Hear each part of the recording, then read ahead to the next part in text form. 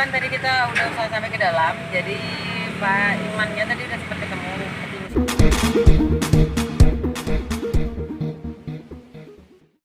Yang di sana di dalam, karena emang udah tadi udah janjian juga.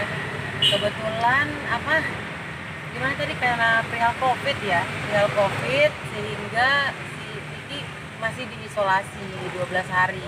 Makanan pun katanya nggak boleh dibawa, lawyer juga belum boleh masuk. Jadi perihal COVID sudah dia Pak ya, perihal COVID yang menyebabkan kita jadi terhalang dan belum bisa masuk ke dalam. Tapi tetap masih ada usaha ya, mungkin setelah 12 hari atau 14 hari ke depan akan tetap datang ke sini untuk datang. Iya pasti insya Allah, karena kan kita pengen support juga kan ya. Dan juga ya pengen diskusi lah, Pak lawyer juga pengen diskusi walaupun dia udah ada lawyernya tadi saya bilang. Terus Kamel juga memenuhi ajakan yang tadi Kamel bilang, kan udah janji mau datang jenguk. Mudah-mudahan 2 minggu setelah dia isolasi bisa ketemu, tapi mereka bilang tadi di sidang nanti bisa ketemu dan bisa bawa makanan gitu sih. Oke, mungkin bisa komentar sedikit dengan kasusnya Vicky dengan mantan istrinya yang akhirnya berujung ke penjara gitu, mungkin sebagai sahabat atau teman pernah dekat gimana gitu. Iya sih, sebenarnya bukan ranah kita untuk masuk ke rumah tangga orang, tapi karena perihal kita temennya juga, artinya pernah deket lah Kamel, ya pernah berhubungan sama Vicky, jadi sedikit banyaknya dia curhat sama saya. Dia cerita dari sisi Vicky ya, dia pasti di sisinya dia merasa maksudnya tersakiti sebagai suami gitu dan cemburu. Ya pada saat itu dia di posisi merasa benar, dan saya kan nggak tahu dari pihak Angelnya, pasti Angel juga merasa benar. Nah saya rasa saya juga diskusi sama Pak Brio bahwasannya mungkin semuanya benar, hanya bagaimana cara memaafkan saja gitu. Saya juga pernah dulu membenci Vicky, benci banget gitu loh, tapi sekarang saya juga udah belajar memaafkan pada saat Vicky meminta maaf.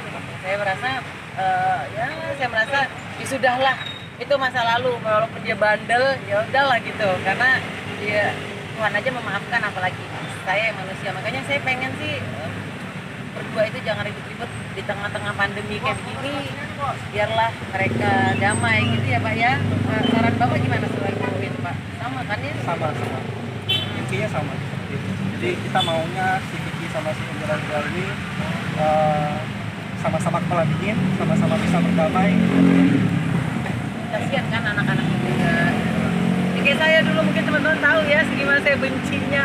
Aduh, walaupun apa sakit hatinya di ya gitu ya, dia dengan yang lain tadi pada saat bertemu dan minta maaf. Tapi mungkin Mbak Angel saya juga nggak tahu kan, setiap perempuan kan berbeda kata taraf maaf di perempuan kan berbeda. Mungkin Mbak Angel masih marah atau bagaimana, tapi alangkah baiknya sih ya dengan cara kekeluargaan bermediasi. Kalau Mbak Kamil sendiri alasannya apa yang pada akhirnya memaafkan? Karena dulu katanya kan sempat bilang pernah disakiti lah apa segala macam, sampai sempat benci banget sama sekali.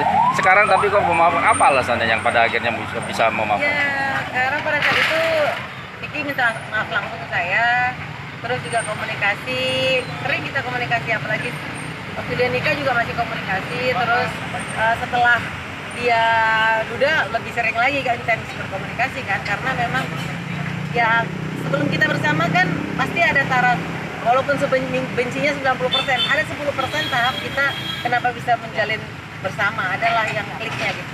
Nah untuk itu kita hargai yang 10%-nya itu untuk berbuat baik, itu aja sih. Karena memang dia udah minta maaf, ya udah gitu. Tapi ya mudah-mudahan sih Vicky jangan ngulangin lagi, itu sih pengennya itu jangan ngulangin lagi. Dan pengennya kemarin bersama Mbak itu tuh ya oke gitu, tapi ternyata ya jangan ngulangi lagi Vicky. Kalau dia ngulangi lagi saya juga tambah teringat lagi, kesel gitu loh. Jangan ngulangi lagi gitu, karena dia janji ya nakalnya laki-laki dan dia udah minta. Tapi kalau ngulangi lagi berarti nggak tobat-tobat juga, bingung juga gitu.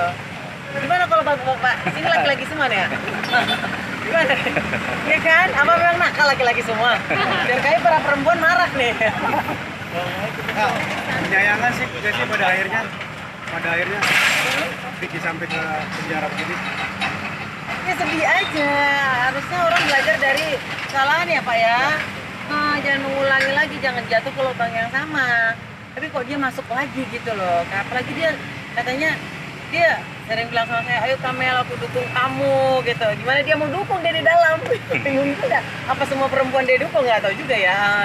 Jadi berubahlah, Kamel pengen dia berubah, aja sih. Dan ini rasa simpatik kita datang ke sini ya Pak ya, mensupport dia, kepengen dia itu, kadang kan orang lagi di bawah teman sedikit, ya kita berharap kita pada saat susah ya kita temennya juga lah.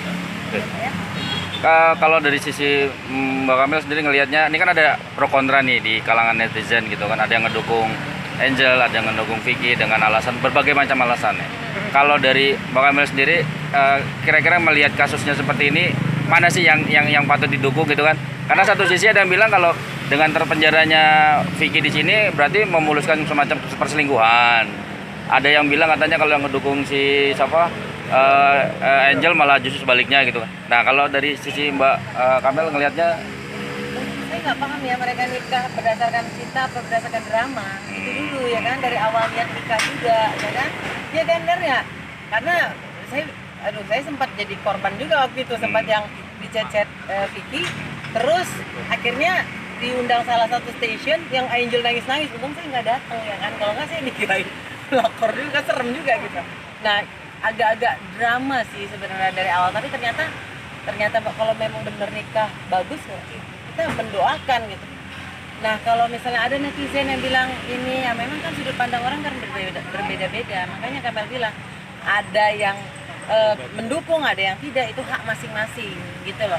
Tapi kalau Vicky curhat sama saya, dia merasa sebagai suami diselingkuhi, tapi mungkin dari pihak Mbak Angel, kok gue dipermalukan di muka umum. Sedih juga sih kalau kita jadi perempuan dipermalukan di muka umum. Aibnya kalau bisa ditutup-tutupin lah kan gitu kan, dari Allah juga menutupi aib kita, apalagi kita bersama.